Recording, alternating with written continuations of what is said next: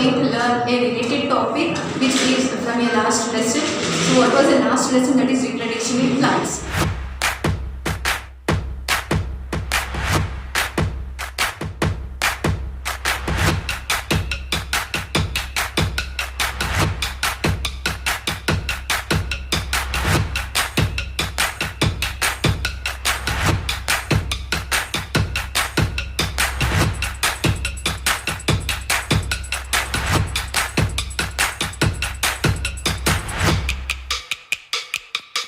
Different kinds of reproductions, that is what asexual reproduction and sexual reproduction. In asexual reproduction we use vegetative parts for growth of new plant, but whereas in sexual reproduction we will see that seeds will be reproduced. So here do you remember seeds are reproduced. How seeds are reproduced? We have seen that the ovules present in the ovary will be changing into the seeds and the entire ovary will be changing into the fruit. So ovary is changing into fruit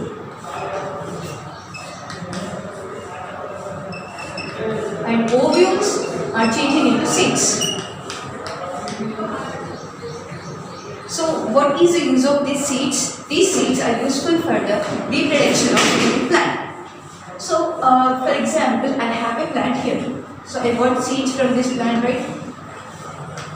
The fruit was here, it has been ripened and fruit has burst out. So seeds are present here. So do you think seeds will be present here itself? No, they will move from one place to another place. How they can move? They can use different agents. So here the agents can be, we'll learn the agents of pollination, seed. So here what is this movement of seed? It is called as, the movement of seed from one place to another place is called as dispersal. The movement of seed from one place to another place is called as dispersal. So I think you got the lesson name. So we are going to learn about seed dispersal. So movement of seed from one place to another place is called as dispersal. How this dispersal is possible? We will observe that on the roof of olden houses, or on the buildings, at the cracks of the buildings, or on the broken blocks, or somewhere you will find different kinds of greenery, plants, small baby plants and all.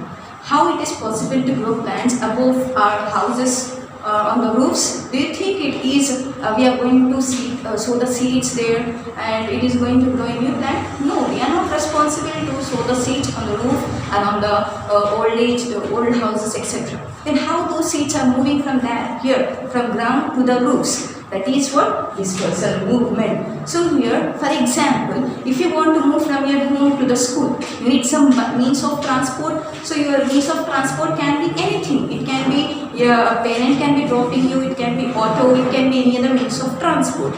So here in the same way here, we have agents of dispersal. So these agents will help the seed to move from one place to another place. First of all, what is the need to move from one place to another place? Why seeds should move from one place to another place? As I take an example here, you can see seeds are flowing here. So here it will get all the favorable conditions. Here soil is present here. So it will be getting the favorable conditions, like it will be getting nutrients from the soil and available sunlight and everything is present. Then what is the need to move from one place to another place? So to know that, I will say this in here. So here, for example, a fruit has burst out and we got 20 seeds here. So all the 20 seeds are falling at same place.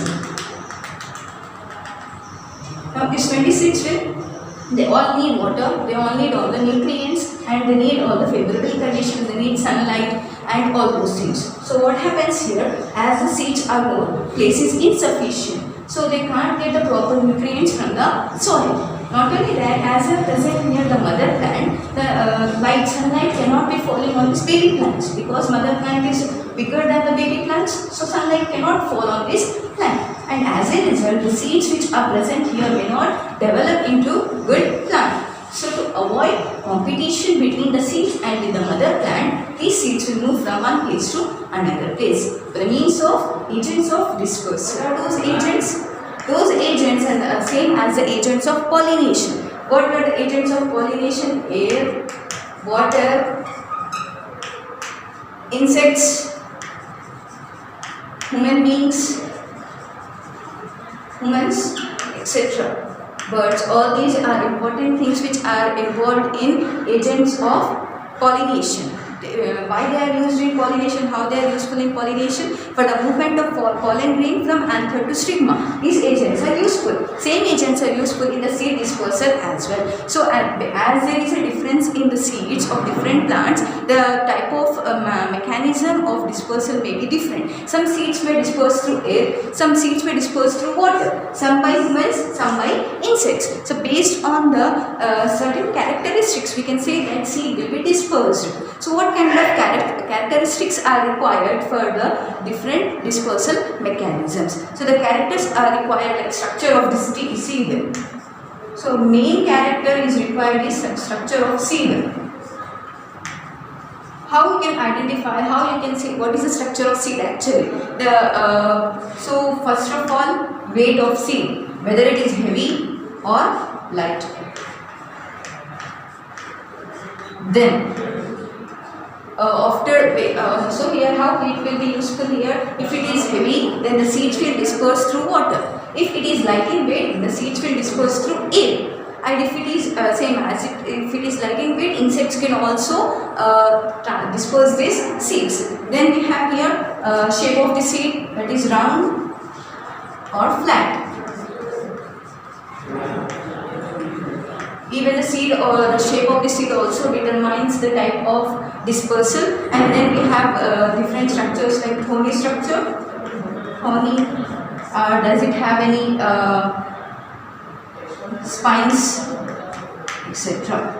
So these are some characteristics of structure of seed. Based on these structure of seed, agents of dispersal are present and the mechanism of dispersal will be differing. For example, if it is heavy, round and thorny, then the type of dispersal and the mechanism can be by water. Dispersal of seed can take place by water. If it is light in weight, flat, and if it is smooth, it does not have any thorns or spines, that what happens here, the dispersal can take place through air or through the insects. For example, if the seed is light in weight, it is flat, it is round in shape, but it has some thorns, thorny, okay, like this. If it is like this, okay, it has some thorns on its body. So what will happen, these whenever we go into the area where these seeds are present, as they have thorns, the thorns will get stuck to our body, on our clothes, and as a result what happens, it will be getting stuck on your clothes. From there, as you are moving from one place to another place, when you dust them down, so what happens here, that seeds will fall in the new place and a new plant will be developing from there. So here how we are responsible in dispersal of seeds. Students, as I said here, seed dispersal, different mechanisms are present here based on the structure of the seed.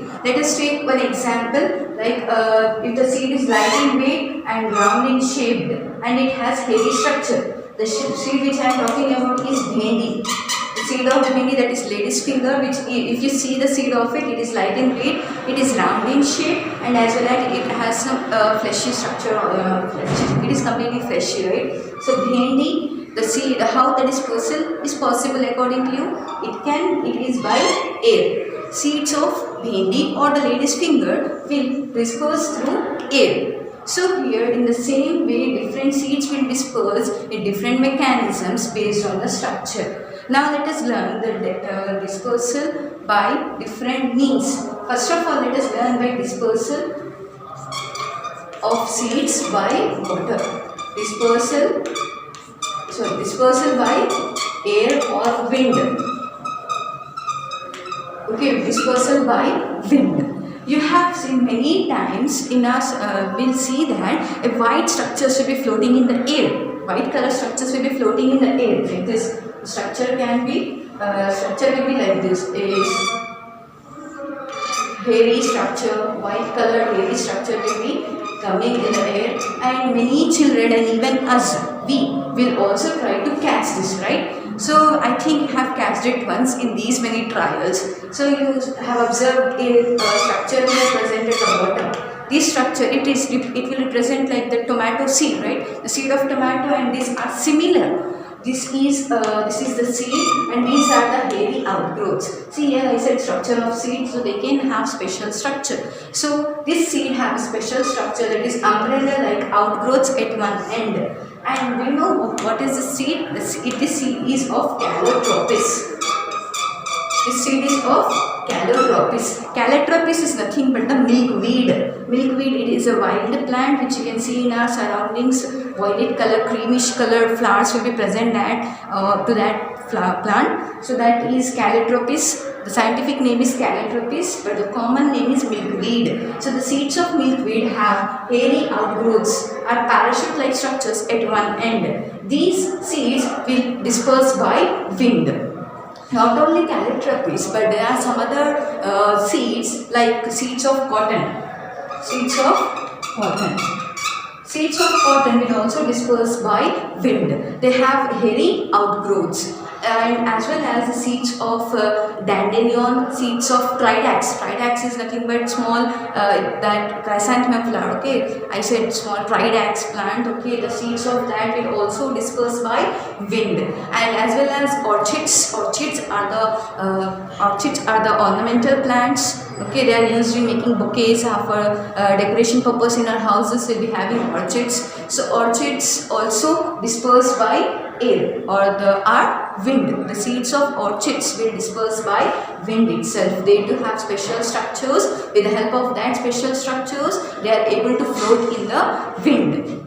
This was about dispersal by wind. If you want, you can find out more about dispersal of. Students, you have learned about seed dispersal definition. So go through the definition, and you have learned about dispersal through wind or dispersal by wind. So you have to find out more examples of dispersal by wind.